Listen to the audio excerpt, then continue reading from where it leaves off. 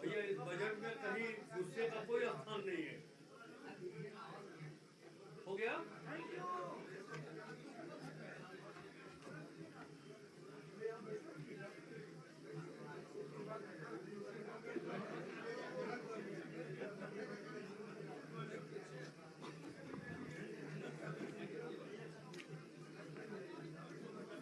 जल्दी आप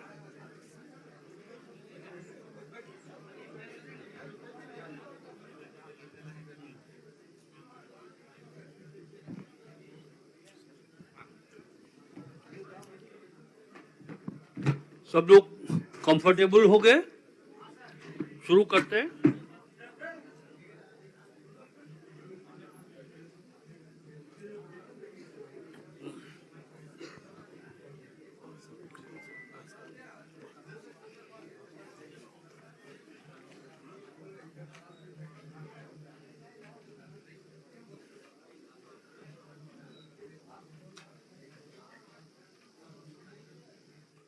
वो सब कौन है? वो सर अपर सचिव धनंजय कुमार सिंह। अच्छा।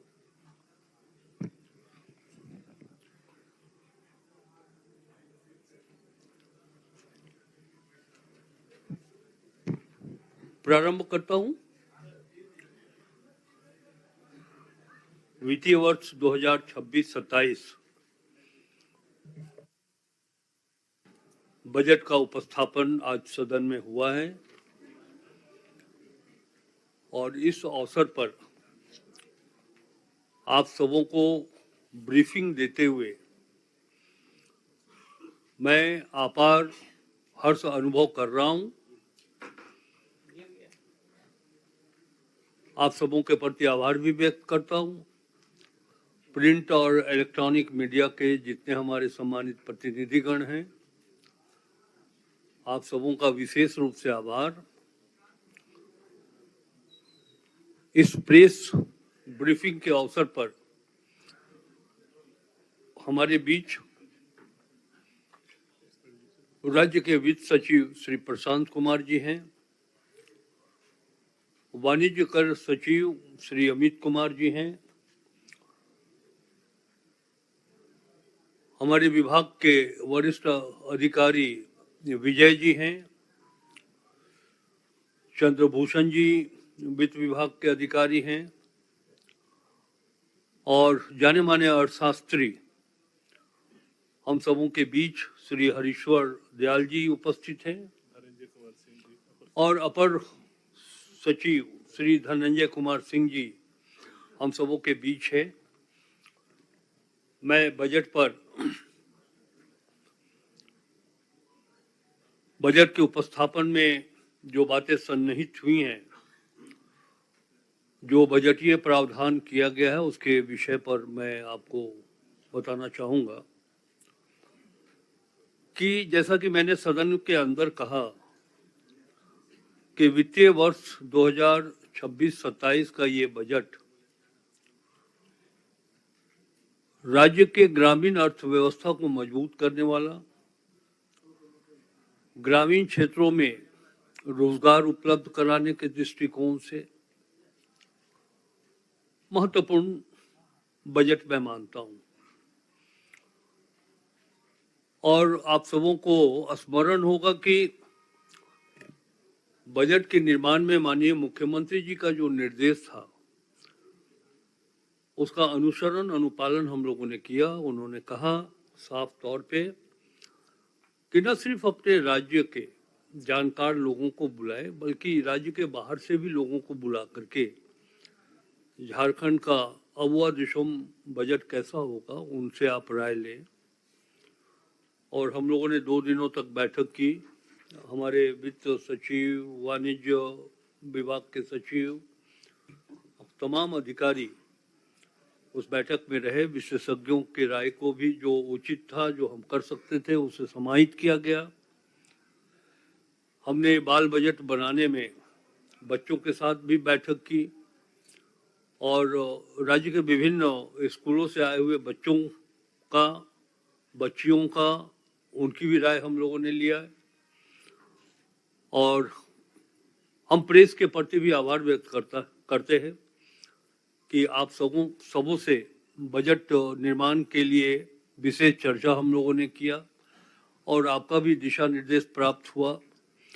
हम राज्य के बैंकर्स को भी बुला करके उनसे भी हम लोगों ने राय ली और ये जानना चाहा कि और क्या किया जा सकता है, राज्य के बैंकर्स का क्या सहयोग होगा राज्य के बजट में, राज्य के आर्थिक विकास के प्रति। तो सबके प्रति आभार व्यक्त करते हुए मैं ये कह रहा हूँ कि ये हमारी 45 वर्षों का जो हमारा संसदीय जीवन है और अब तक बिहार से लेकर के यहाँ तक जो हमने बजट देखा है, तो ये बजट जैसा कि हम बतला रहे थे कि रूरल इकोनॉमी को मजबूती देने वाला बजट है। हमारी कोशिश है, मुख्यमंत्री जी के नेतृत्व में हम लोगों ने इस राज्य के गरीबी को देखा है।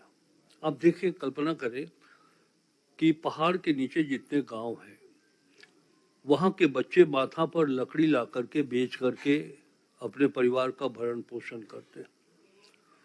हम लोगों ने तय किया कि ऐसे लोग जो अत्यंत निर्धन परिवार के लोग हैं और गरीबी के कारण वो बीमारियों से भी ग्रसित हैं, उनका शैक्षणिक विकास नहीं हो पाया है, शारीरिक विकास नहीं हो पाया, तो इन सब चीज़ों की व्यवस्था बजट में की जाए।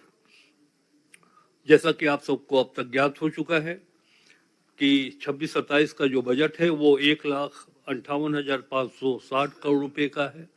यानी कि पिछले वर्ष जो हमारा बजट था या चालू वित्तीय वर्ष में, अब ये वित्तीय वर्ष समाप्त नहीं हुआ है, वर्तमान वित्तीय वर्ष में जो 1,45,400 करोड़ का बजट था उससे ये अधिक का बजट है। और मैं बताऊंगा कि इसमें कितना ग्रोथ हुआ है वर्तमान वित्तीय वर्ष के अपेक्षा में आने वाले वित्तीय वर्ष के लिए। वित्तीय वर्ष 26-27 में जो रेवेन्यू एक्सपेंडिचर का लक्ष्य है वो हम लोगों ने निर्धारित किया है 1,20,851 करोड़ 90 लाख रुपए। यह प्रस्तावित है जो पिछले यानी कि वर्तमान वित्तीय वर्ष से 9.2% अधिक है। पूंजीगत व्यय जो कैपिटल एक्सपेंडिचर हमारा गत वर्ष के बजट पर 8.5% वृद्धि के साथ 37,708.10 करोड़ रुपए अब नहीं 37,708.10 करोड़ रुपए का प्रस्ताव है। ये करंट आने वाला जो फाइनेंशियल ईयर है हम उसकी बात कर रहे हैं 26-27 की। बजट में जो प्रोविजन है राशि का, उसकी निधि की व्यवस्था इस प्रकार कैसे हम करेंगे। मैं जानता हूं कि आप सब काफ़ी विद्वान पत्रकारगण हैं, आप जानना चाहेंगे कि आप रिसोर्सेज कैसे डेवलप करिएगा। राज्य का जो अपना ओन टैक्स रेवेन्यू है वो हम लोगों का अनुमानित लक्ष्य है 40,000 करोड़ रुपए का, तथा नॉन ओन टैक्स गैर कर राजस्व हम लोगों ने अनुमान किया है कि 20,700 करोड़ रुपया हमको उससे प्राप्त होगा। और केंद्रीय तथा केंद्रीय करों में राज्य की हिस्सेदारी केंद्रीय सहायता से यानी कि ग्रांट इन एड अनुदान की राशि 18,273.66 करोड़ रुपए प्राप्त होने का हम अनुमान करते हैं। और केंद्रीय करों में जो हमारी हिस्सेदारी है झारखंड की, वो 51,236.38 करोड़ रुपए हम अनुमान करते हैं कि ये राशि हमें उपलब्ध होगी। तो इस प्रकार लोक ऋण से 222,049.96 करोड़ रुपए एवं उधार तथा अग्रिम की वसूली से 300 करोड़ रुपए होने का अनुमान है। तो ये हमने आपको बताया कि किस तरह हमारा रेवेन्यू रिसोर्सेज को हम डेवलप करेंगे। जो हमारा बजट साइज है 1,58,560 करोड़ रुपए का, तो ये हमने बताया है कि साहब स्टेट सेक्टर से, सेंट्रल सेक्टर से किस तरह हमें पैसा उपलब्ध हो पाएगा।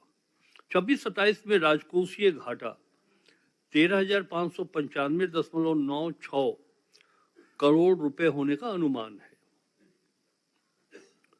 जो कि जीएसडीपी का 2.18% है। बहुत क्लियर है। जो निर्धारित सीमा है कि 3% से अधिक राज्यों को ऋण लेने का इस एक्ट के अनुसार प्रावधान नहीं है, तो हम विद इन लिमिट है। अभी भी ये राज्य को अगर आवश्यकता पड़े तो हम मार्केट बोरोइंग कर सकते हैं, हम बाजार से ऋण ले सकते हैं, और तब भी हमारी जो सीमा है वो निर्धारित 3% की सीमा के अंदर ही हम रह सकते हैं। ये एक वित्तीय फाइनेंशियल हेल्थ के लिए इससे बढ़िया प्रमाण और नहीं हो सकता है। वित्तीय प्रबंधन भी मैं कह सकता हूँ कि हमारा वित्तीय प्रबंधन भी बहुत वेल डिसिप्लिन्ड है, अनुशासित है। वर्तमान मूल्य पर झारखंड का जीएसडीपी 24-25 में लगभग 5,16,000 करोड़ रुपए रहा। सरकार का प्रयास होगा कि अगले 5 वर्षों में इसे दुगना किया जाए, और इसके लिए हमें वर्तमान करंट प्राइस पर करीब 14% का विकास दर करना होगा। इस बात को हम जानते हैं। स्थिर मूल्य पर यह करीब 9 से 10% का विकास दर होगा, ऐसा हम अनुमान करते हैं। 14.1% की लक्षित विकास दर राज्य के मौजूदा संसाधनों का उपयोग करके बाहरी कारकों, विशेष रूप से सूखे के प्रभाव को निष्प्रभावी करके और विकास को बढ़ावा देने वाले उपायों को लागू करके हासिल की जाएगी। इसी तरह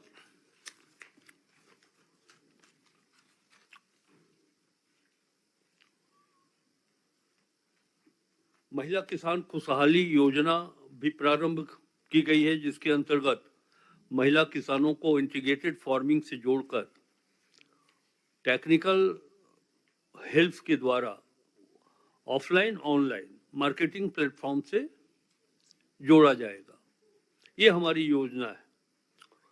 प्रत्येक विधानसभा क्षेत्र में एक lamps PACS cooperative marketing complex का निर्माण कराया जाएगा। 26-27 में 162 करोड़ 20,90,000 रुपए का बजटीय प्रावधान किया गया है। काफ़ी डिटेल में है हमारा जो बजट का प्रोविज़न है। मैं ये एक दो चीज़ मैं कहना चाहूँगा जो काफ़ी महत्वपूर्ण है इस बजट में।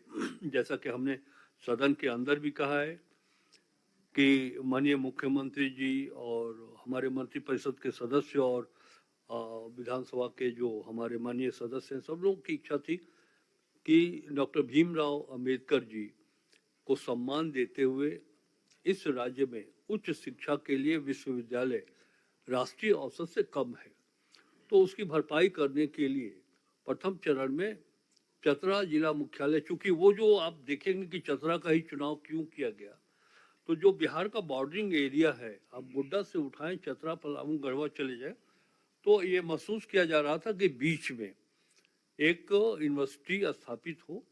तो माननीय मुख्यमंत्री जी के कुशल निर्देश पर यह प्रावधान किया गया है कि हम लोग आने वाले समय में डॉक्टर भीमराव अंबेडकर जी के नाम पर चतरा जिला मुख्यालय में यूनिवर्सिटी की स्थापना करेंगे। इसी तरह मैंने सदन के अंदर कहा कि ये देखा जा रहा है न सिर्फ झारखंड बल्कि अन्य राज्यों में कैंसर रोग का फैलाव बहुत ही तीव्र गति के साथ हो रहा है। यही स्थिति महिलाओं में ब्रेस्ट कैंसर का भी है।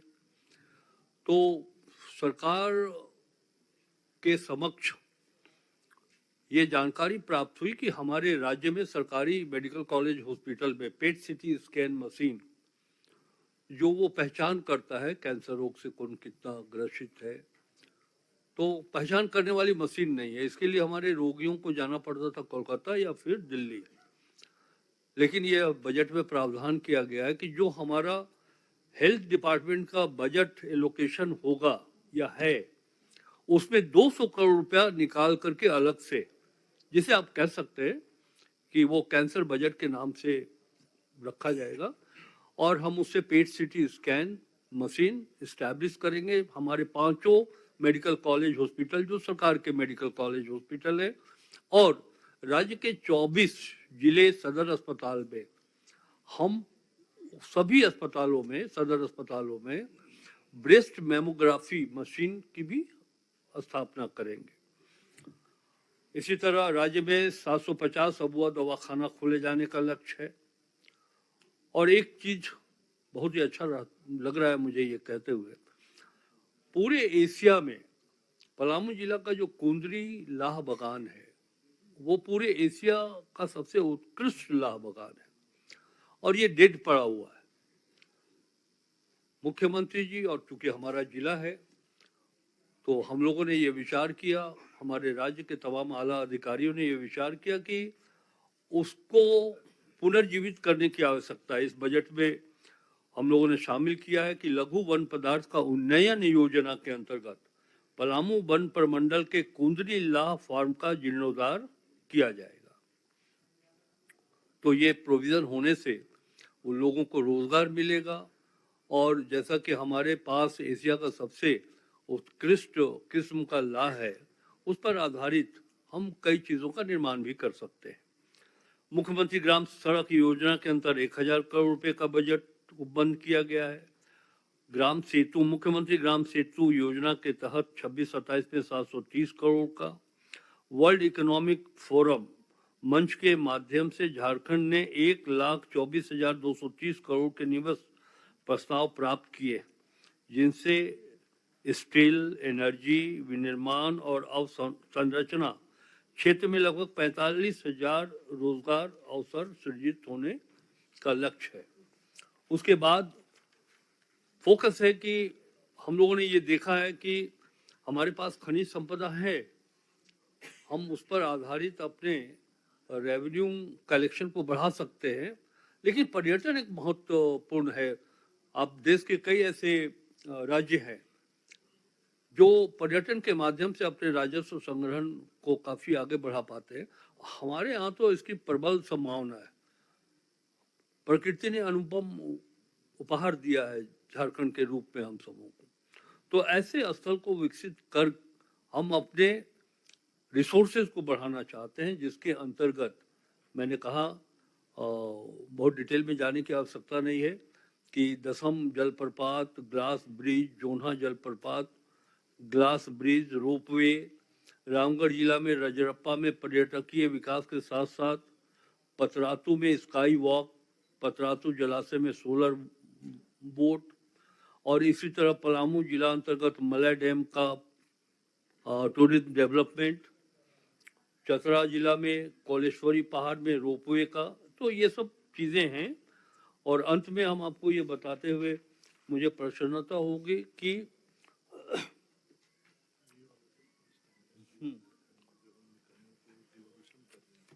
सबसे बड़ी बात,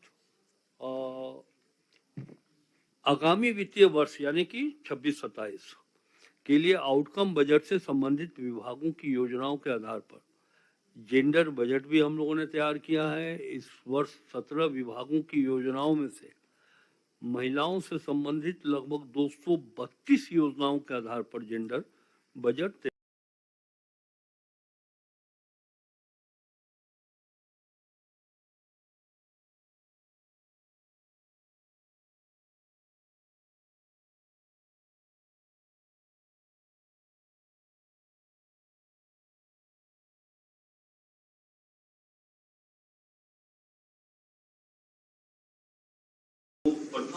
निवेदन राज्य सरकार को समर्पित किया गया है। इसके पहले नहीं, राज्य सरकार द्वारा आयोग की अनुशंसा पर ऐतिहासिक निर्णय लेते हुए संबंधित वित्तीय वर्ष में प्रतिनिधायन रेगुलेशन के रूप में स्थानीय निकाय को अंतरित की जाने वाली राशि पिछले वित्तीय वर्ष के राज्य के शुद्ध स्वकर राजस्व 4% के रूप में तय किया गया है और इसी के अनुरूप पंचम राज्य वित्त आयोग की अनुशंसा के क्रम में स्थानीय निकायों के लिए वित्तीय वर्ष 24-25 एवं 25-26 में अनुदान की कुल राशि 1,172 करोड़ 66 लाख रुपए निर्धारित की।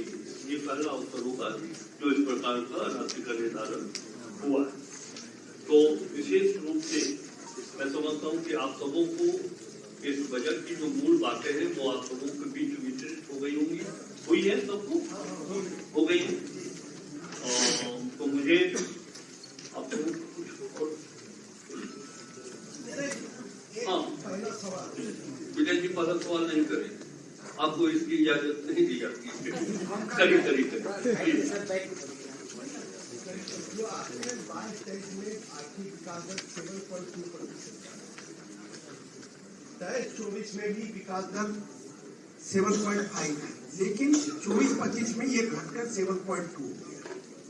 एक तो इसका क्या कारण है और दूसरा ये है कि आपने कहा कि जीएसडीपी वित्तीय वर्ष 24-25 में लगभग 5,16,000 करोड़ रुपया रहा। सरकार का प्रयास होगा कि अगले 5 वर्षों में इसे दुगुना किया जाए। इसके लिए हमें वर्तमान मूल्य पर करीब 14% का विकास दर हासिल करना होगा और इसके मूल्य पर 7 अभी विकास दर है, तो इसको दुगुना करने के लिए उतना आप कैसे करेंगे? देखिए, सबसे पहले तो आपने अभी 21-22 या 23 का पहला प्रश्न क्या था आपको? मेरा है कि 23-24 में आपका 7.5% था, जो कि 24-25 में घटकर 7.2। इसका कारण देखिए, किसी भी फिनेंशियल ईयर का प्रभाव तत्काल आपको दिखाई नहीं पड़ेगा। इसका प्रभाव अगर कोई घटना घटती है, कोई प्राकृतिक परेशानियों का सामना करना पड़ता है, तो इसका आपको इफेक्ट 2-3 वर्षों के बाद दिखाई पड़ता है इकोनॉमिकली। तो कोविड के कारण ये जो इम्पैक्ट पड़ा है, ये उसी का परिणाम है। तो और आप देखेंगे कि ये इम्पैक्ट न सिर्फ झारखंड बल्कि दूसरे राज्यों के वित्तीय स्थिति का भी अध्ययन करेंगे तो आपको उन राज्यों में भी यही स्थिति दिखाई पड़ेगी।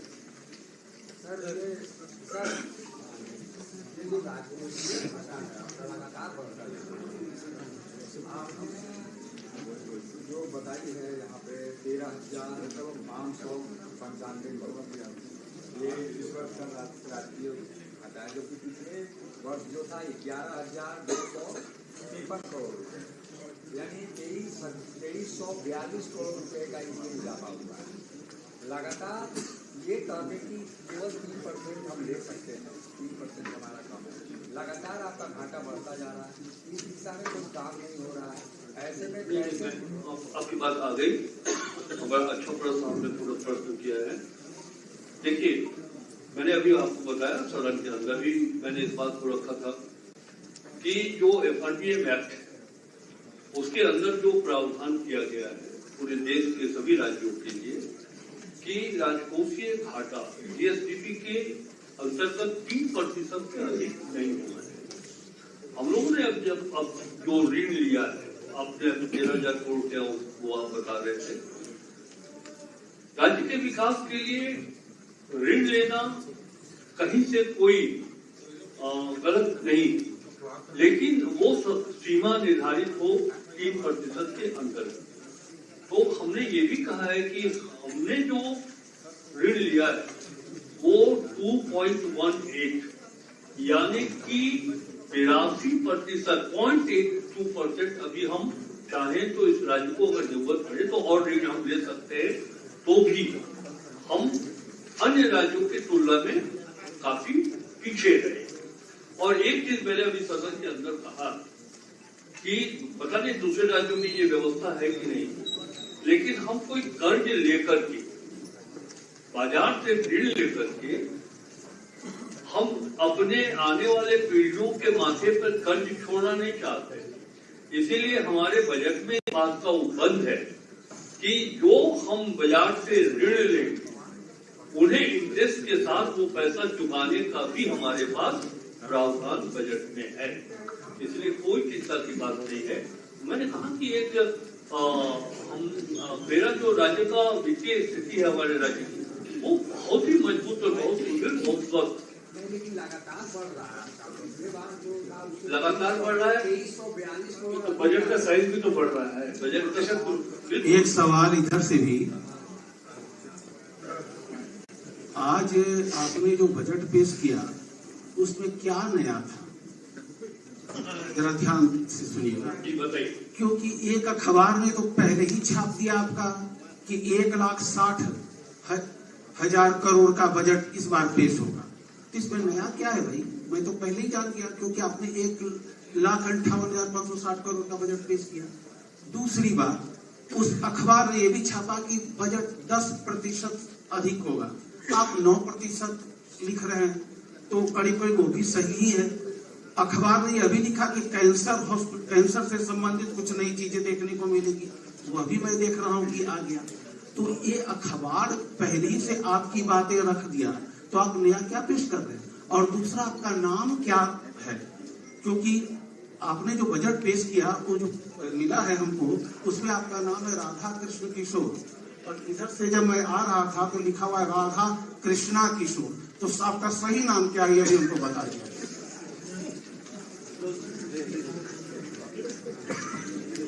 मैं स्वागत करता हूँ आपकी जिज्ञासा की। पहले नाम पर ही आते हैं। हाँ, बिहार से लेकर अभी तक, स्कूल से लेकर कॉलेज तक,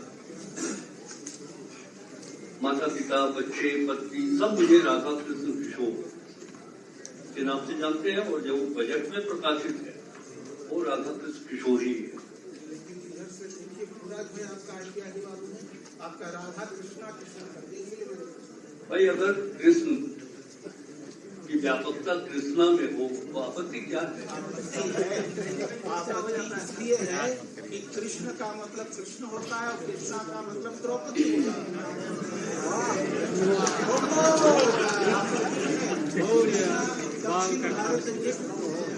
नहीं, आप बताइए, मैं आप उत्तर करता हूँ। कृष्णा दक्षिण भारत में नदी का भी नाम है, कृष्णा नदी। तो मैं आपको क्या बोलूं, आप राधा कृष्ण भी बोलिए और राधा कृष्णा भी बोल सकते हैं। इसीलिए बोल सकते हैं कि कृष्णा महाभारत के वो पात्र जो हमें यह बोध दिलाता है, जो उनकी संस्कृति है, जो उन्होंने महाभारत में, कि अगर कोई चीज मांगने से न मिलता हो तो संघर्ष करने में पीछे नहीं हटता है। हम आपको द्रौपदी बोले तो आपका आपत्ति नहीं। अब ये आपके ऊपर निर्भर है, आप तो कुछ भी बोल सकते हैं, आप कुछ भी बोल सकते हैं। नहीं, आप अभी आपका 1, 2, 3 और प्रश्न था, वो उसका सुन लीजिए। मंत्री जी, इनका भी नाम कृष्ण है। किनका? आप जानते नहीं हैं। इनको आपत्ति इसी बात पर है कि हमारा कृष्ण है, इनका भी कृष्ण से कृष्णा कैसे हो गया? देखिए, शब्द का बहुत अर्थ होता है और शब्द बजट में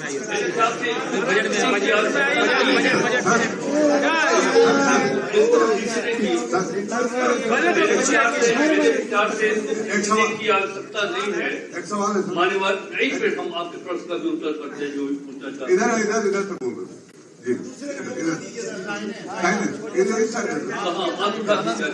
आनंद जी, एक मिनट, जब कृष्ण जी को संतुष्ट कर दें।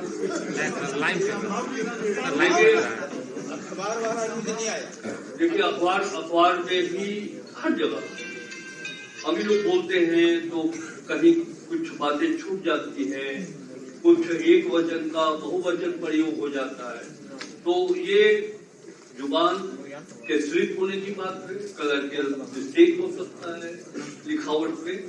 इसलिए आदतन जो आपने इतना खींच दिया है तो मुझको बड़ा अच्छा लगा है। अब आइए अखबार सिर्फ झारखंड में ही नहीं अनुमान लगा। एक चीज तो मैं आपको पूरी गंभीरता से ये कह सकता हूँ कि हम हमारे विभाग वित्त विभाग की टीम जिन्होंने ये तैयार किया है, मैं पूरी संजीदगी के साथ कह सकता हूँ कि कहीं से ये लिख नहीं हुआ है कि इस वर्ष का बजट क्या होगा। अनुमान लगाने के लिए आप एकदम स्वतंत्र। अगर मेरे मन में थोड़ा सा भी मेरे अपने ऊपर डाउट होता तो मैं हिचकता, लेकिन ये बात मान्यवर कहीं से नहीं है। कहीं यहाँ तक कि मेरे अधिकारी इस बजट को इतना गोपनीय रखे कि 1,58,560 करोड़ का बजट है, इसकी जानकारी मुझको मेरे घर पर वित्त सचिव जी ने 9:30 बजे मेरे हाथ में दिया। अब अनुमान आप लगा सकते हैं कैसे भी हो। तो अब जहां तक बात आई है, एक चीज आपने और कहा कि कैंसर हॉस्पिटल, जब हम बजट पर सार्वजनिक रूप से चर्चा कर रहे थे तब ये बातें उसी समय आ गई थी और मैंने प्रॉमिस किया था रेडिसन ब्लू होटल में जब इस पर चर्चा चल रही थी तो मैंने कहा था कि इस बार पेट सिटी स्कैन मशीन लगाने के लिए और मेमोग्राफी के लिए हम बजट में 200 करोड़ रुपए का प्रावधान करेंगे। ये ओपन था, ओपन फॉर ऑल। जी आनंद जी। हाँ, मेरा सवाल आप ही के आंकड़े से है सर।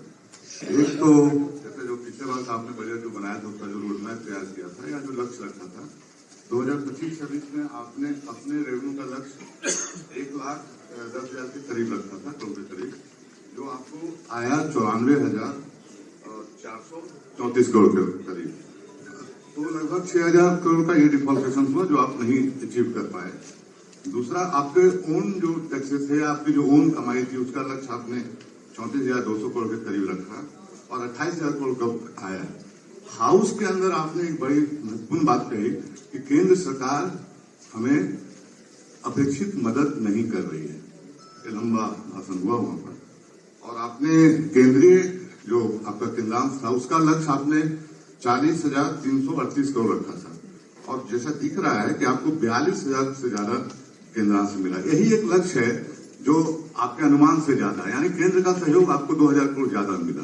इस पर क्या कहेंगे? आनंद जी, ये बात तो पिछले यानी कि अभी करंट जो फाइनेंशियल जो ईयर चल रहा है, मैंने इस बात को उस समय भी रखा था और आज भी सदन के अंदर मैंने रखा है कि हमारे रिसोर्सेज बहुत लिमिट है। स्टेट का ओन टैक्स और स्टेट का नॉन ओन टैक्स, हमारा प्रयास भी यही है। हम बेहतर कर सकते थे, लेकिन जिस तरह जीएसटी रेशनलाइजेशन के नाम पर हमको लॉस हुआ है, जीएसटी काउंसिल की बैठक में मैंने बहुत ही गंभीरता से इस विषय को केंद्रीय वित्त मंत्री जी के सामने रखा था कि मैडम इससे झारखंड को नुकसान हुआ और इसकी भरपाई करिए। सिर्फ इतना ही नहीं कहा था हमने ये कहा था कि जीएसटी कंपनसेशन जो 5 वर्ष तक चलाने के बाद उसको वापस कर लिया गया है, तो 5 वर्ष चलाए जाने के बाद भी हम उस आर्थिक लक्ष्य को प्राप्त नहीं कर पाए हैं जो हमें मिला करता था वैट के माध्यम से। अब जीएसटी लगने के कारण से हमको नुकसान हो रहा है। एक तो वो जो मुआवजा की राशि थी कंपनसेशन, वो कंटिन्यू करिए अगले 5 साल तक, और ये जो जीएसटी रेशनलाइजेशन के नाम पर 4,000 करोड़ रुपए का नुकसान हुआ है या हो चुका है, यह ऑफिशियली प्रूफ है कि हो चुका है। तो इस कारण से हमारे अपने टैक्सेस के ऊपर जो हम लक्ष्य था, जो हम अनुमान करते, ये उसमें क्षति पहुंची है। फिर भी हम लोगों ने ये प्रयास किया है कि हम अपने रिसोर्सेज पर, और मैं सार्वजनिक तौर पर ये कहता आया हूँ कि हम अपने रिसोर्सेज को हम डिपेंड करें अपने ऊपर। भारत सरकार का दुर्भाग्य यह है, आनंद जी मुझे ये कहते हुए मैं इसे राजनीतिक रूप नहीं देना चाहता हूँ, लेकिन जो फैक्चुअल पोजीशन है वो यही है। एटलीस्ट कम से कम 45 वर्षों का संसदीय अनुभव हमारे पास है। पहले पक्ष और विपक्ष में केंद्रीय स्तर पर या राज्यों के स्तर पर बात आपस में नहीं बनती, लेकिन जो कॉन्स्टिट्यूशनल प्रोविजन था, जो केंद्र सरकार को आर्थिक राज्यों को सहयोग करना पड़ता था, उसमें कटौती नहीं होती। लेकिन अब मैं देख रहा हूँ, एक वित्त मंत्री होने के नाते बहुत ही संजीदगी और दायित्व से मैं कह सकता हूँ कि चूंकि झारखंड में भारतीय जनता पार्टी की सरकार नहीं है, डबल इंजन की सरकार नहीं है, तो ये कोशिश की जा रही है कि झारखंड को आर्थिक सहयोग कम किया जाए, धीरे धीरे उसमें कटौती की जाए। सबसे बड़ी बात मैं इसका एग्जाम्पल देना चाहूंगा, जल जीवन मिशन। जल जीवन मिशन भारत सरकार ने तैयार किया और उन्होंने ये कहा कि ये 50-50 का होगा। हम लोग पैसा लेकर बैठे रहे, लगभग 6,500 करोड़ रुपया, 6,500 करोड़ रुपया भारत सरकार का था। बीच में ही उन्होंने बंद कर दी इस योजना। अब इस योजना को हम लोग तो चला चुके हैं, अब ये एक अतिरिक्त बोझ हमारे माथे पर है कि जो योजना हम चालू करा चुके। भारत सरकार, मैं तो इतना कह सकता हूँ कि यह तो दगाबाजी है। अगर आपको ये नहीं करना था तो आप पूरे छोड़ देते कि हम इस तरह की योजना नहीं चलाएंगे, लेकिन जब आपने योजना चला दिया तो उसके लिए पर्याप्त राशि, जो शर्त बन चुका था उसके अनुसार पैसा मिलना चाहिए था। तब हम लोगों ने जो हमारा डेवल्यूशन, जिस बात पर आप कह रहे हैं, उसके लिए पर्याप्त राशि, जो 4,42,500 था उसके अनुसार पैसा मिलना चाहिए था, है ना जी जी। और ग्रांट की डेट बस, हाँ, इसमें हमारा डेवल्यूशन में बढ़ा है 42,557 को और ग्रांट की डेट 9,158 करोड़ रुपया, यानी कि 16,000 ये घटा हुआ है। तो कुल मिलाकर के एक बात ये आप कर सकते हैं कि हम और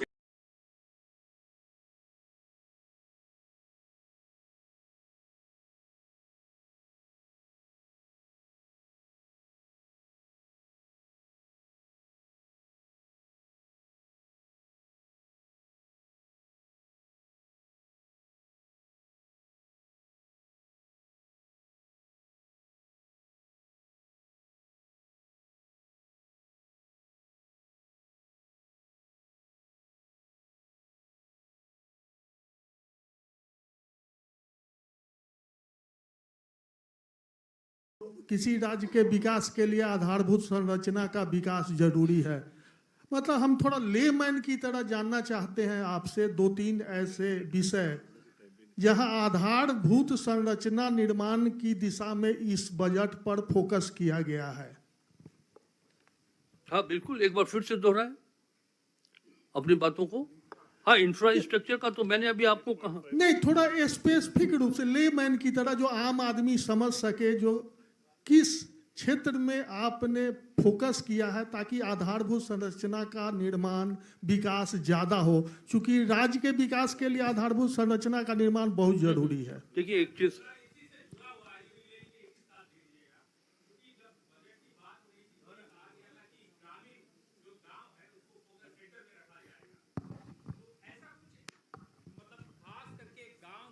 के लिए या जो ग्रामीण इलाके हैं वहां पर कुछ ऐसा जो पहले से योजनाएं चल रही है उसके बारे में तो बताया गया है, लेकिन ऐसा कुछ है नहीं कि जिससे कि गांव में परिवर्तन हो जाएगा या गांव के भीतर कुछ आप लेकर जा रहे हैं, वहां के लोगों के जीवन में बदलाव आएंगे।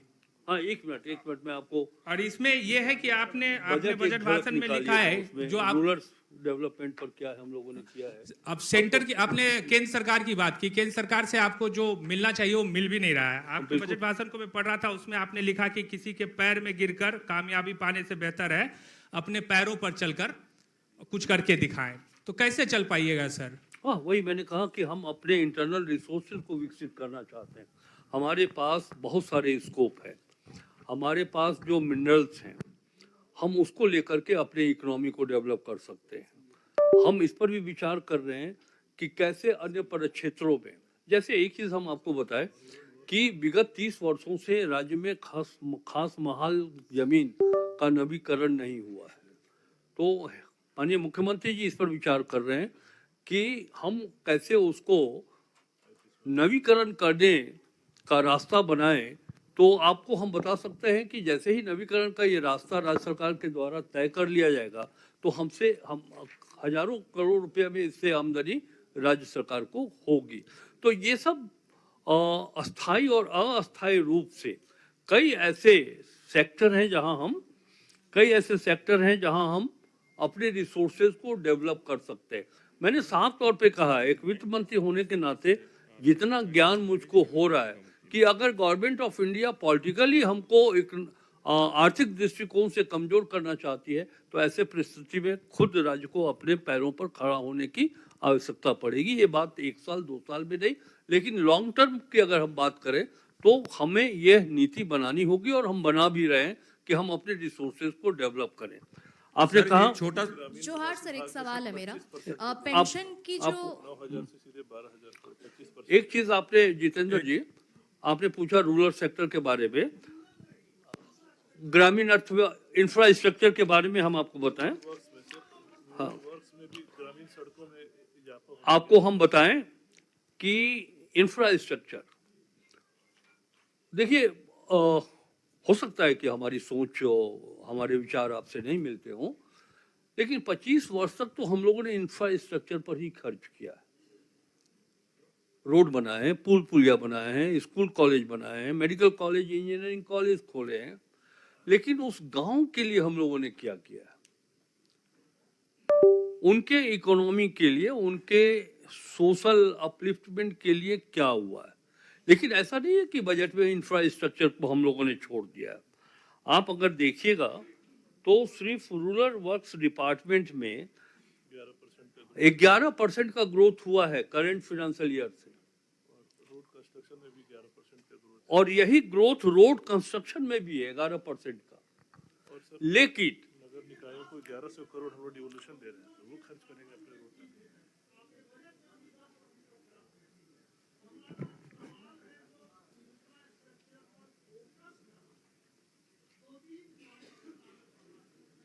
देखिए, इंफ्रास्ट्रक्चर पर आपने कहा ठीक है, हमारा फोकस है। एक तो कम्युनिकेशन बहुत मस्त है, उग्रवाद प्रभावित राज्य रहा है, नियंत्रित हुआ है, समाप्त नहीं हुआ है, ये हमारी मान्यता है।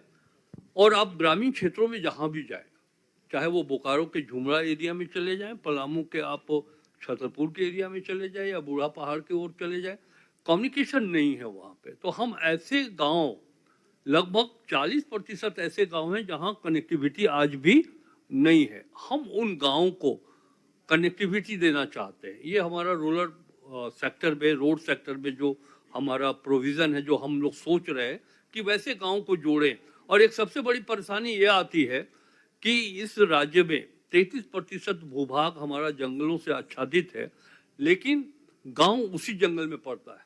तो फॉरेस्ट डिपार्टमेंट की ओर से जो आपत्तियां आती हैं कि साहब हम रोड नहीं आपको आदेश देंगे, तो हम लोग अब इस बात पर आ रहे हैं कि जब वन क्षेत्र में गांव अवस्थित हैं, उन्हें वन पट्टा अधिकार दिया गया है, तो बुनियादी जरूरत की चीजें भी उन गांवों को पहुंचाना है। और इसी दृष्टिकोण से हम उस सेक्टर में काम कर रहे हैं। एक चीज मैं फिर इस बात पर फोकस करना चाहूँगा, हम लोगों ने शायद लगभग मैया समान योजना के लिए 14,000 करोड़ का इस सोशल सेक्टर पर फोकस करते हुए मैया समान योजना के ऊपर मैं एक चीज बहुत ही गंभीरता से कह सकता हूँ कि ये इम्पैक्ट आपको आज नहीं दिखाई पड़ेगा, लेकिन 1 साल 2 साल 3 साल के बाद आप देखिएगा कि मैया समान योजना का क्या इम्पैक्ट दिखाई पड़ रहा है। गांव में सभी लोग गांव में कवर करते हैं, गांव के समाचार को सामने आप लोग कवर करते हैं, जाते भी है गांव में। देखिए, इतना बढ़िया उपयोग इस मैया सम्मान योजना 2,500 रुपये का उपयोग कर रहे हैं लोग। हालांकि ये राशि कम है, फिर भी वो अपने मेडिसिन के ऊपर, बच्चों के ड्रेस के ऊपर, भोजन के ऊपर, वो जो स्कूल में ड्रॉप आउट होता था, अब उनके बच्चे, उन माँ बेटी के बच्चे अब स्कूल में जा रहे हैं, बजाय कि वो पशुओं को चरा करके पैसा लाते हों। तो इन सब चीज़ों का इम्पैक्ट आपको अभी नहीं दिखाई पड़ेगा, लेकिन हम समझ सकते हैं कि 3 वर्षों के अंदर आप देखिएगा कि मैया सम्मान योजना एक का छोटा सा प्रभाव सवाल मेरा आपको- भी है सर। जी, यहाँ कि आपका वाणिज्य कर में जो आय है वो क्यों 9% का डिक्रीज कर रहा है इस साल? हमारे वाणिज्य कर के सचिव साहब हैं, बेहतर आपको एक्सप्लेन कर देंगे। अगर जो आपने दिया है फिगर 26,500 का था, इस साल मतलब करंट ईयर में 24,000 का दिखा है, 9% माइनस था। मैं पहले बोल चुका हूँ, अब अभी- बढ़िया से एक्सप्लेन कर देंगे। हाँ, अभी प्रेस ब्रीफिंग के दरमियान ही माननीय मंत्री जी ने आपको अवगत करवाया कि जो जीएसटी रेट रेशनलाइजेशन का जो डिसीजन हुआ है लास्ट जीएसटी काउंसिल मीटिंग में, तो खासकर वैसे राज्य जो कोल बेयरिंग स्टेट है, जहाँ पे कोयले की कंपनियां और कोयले का खनन होता है, तो पूर्व से जो कोल पे था वो इन्वर्टेड टैक्सेशंस थे। पहले वो मिनरल पे 5% था, उसको बढ़ा करके जीएसटी रेट रेशनलाइजेशन में 18% किया गया। तो इस रेट रेशनलाइजेशन के कारण जो पुराने कोल कंपनी के जो पुराने बैलेंस आईटीसी थे, उसकी एडजस्टमेंट पहले नहीं हो पाती थी, अब होना प्रारंभ हो गया।